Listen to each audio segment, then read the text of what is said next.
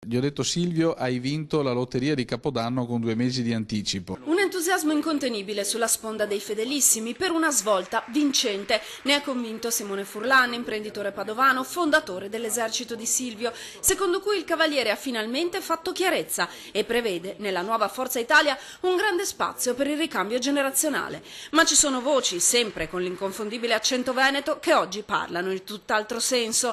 Al Senato sono 3 i veneti, personaggi di spicco del FUPDL, confluiti oggi con altri 27 senatori nel neonato nuovo centrodestra.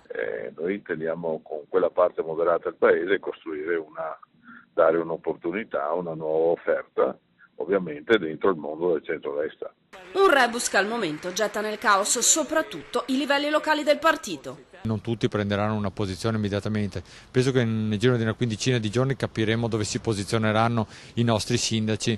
Ripeto, penso e spero che ci sia il buon senso di cercare di evitare fratture pesanti. Il capogruppo in Consiglio Comunale a Venezia, Michele Zuin, dice: al momento non c'è nulla da chiarire, ci saranno incontri in data da destinarsi in cui cercheremo prima di tutto di capire cosa è successo e ognuno sceglierà come comportarsi secondo coscienza. Certo, finora i toni sono stati piuttosto elevati. C'è qualcuno che li chiama traditori. Ma nei momenti che contano si troverà di certo un collante. Ritengo che alla fine, quando ci si presenterà a delle nuove tornate elettorali, non sia errato pensare a una coalizione. Quando ci sarà il momento elettorale vedrà che saranno tutti uniti attraverso un'unica bandiera e con un unico obiettivo.